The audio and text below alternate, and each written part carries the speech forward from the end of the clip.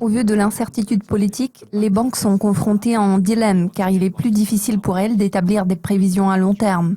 Elisabeth André, Commerzbank.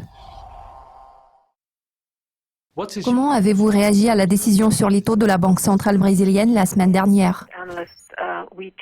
Tout comme la plupart des analystes, nous n'avions pas prévu de changement de politique monétaire du côté de la Banque centrale brésilienne lors de sa réunion de juillet.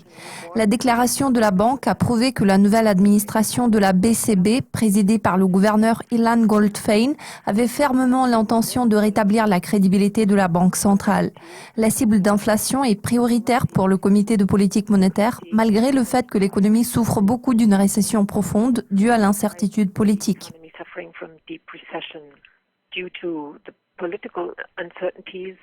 La Banque centrale brésilienne est confrontée à un dilemme car il est difficile pour elle d'établir des prévisions à long terme et les orientations futures. Pour être en mesure de le faire, il est nécessaire d'avoir un cadre politique stable. Cela implique une mise en œuvre d'un plan de réformes économiques afin de reconstruire le système des finances publiques du pays.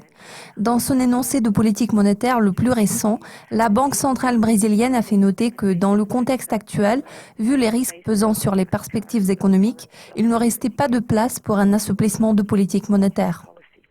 Alors, pouvons-nous espérer une reprise de l'économie brésilienne en 2017 ? Comme j'ai déjà dit, à l'heure actuelle, l'économie brésilienne connaît sa pire performance depuis les années 30 du siècle dernier. L'économie a sombré dans une profonde récession. Les données économiques les plus récentes se sont révélées peu prometteuses. Il semble que l'économie du pays soit sur le point d'atteindre son plancher.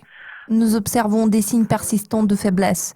Nous espérons que le fond sera atteint dans la deuxième moitié de cette année grâce à une accélération des exportations et une reprise des investissements quand la situation politique deviendra plus claire.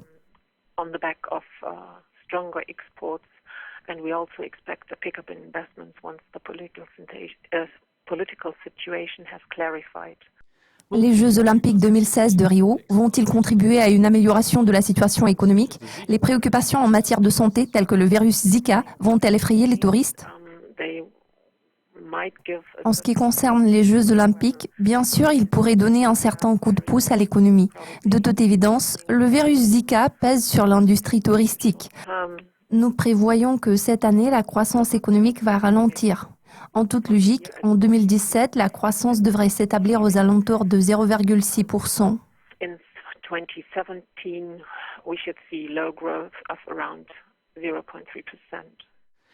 Merci de nous avoir fait part de vos réflexions, Elisabeth. C'est tout pour le moment. Restez à l'écoute de nos mises à jour régulières pour être au courant de tout ce qui se passe sur les marchés financiers. Merci de votre attention. À la prochaine.